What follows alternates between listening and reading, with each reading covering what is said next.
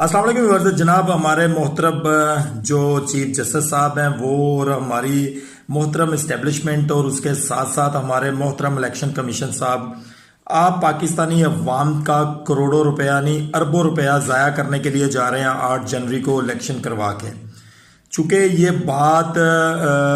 आप लोगों ने कंफर्म कर दी है कि जो नेक्स्ट प्राइम मिनिस्टर हैं वो आप नवाज शरीफ साहब को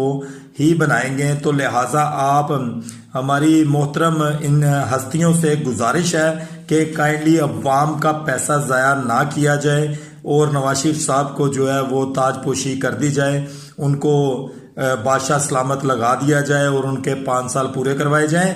ताकि जमहूरियत जो है वो मुस्तहकम हो और नवाज शरीफ साहब का भी शौक पूरा हो जाए पाकिस्तान को संभालने का। क्योंकि अगर इलेक्शन हो जाता है तो आप तमाम तर पार्टियों का ये प्रोग्राम जनाब लाजमी उम्मीद है कि बढ़ जाएगा।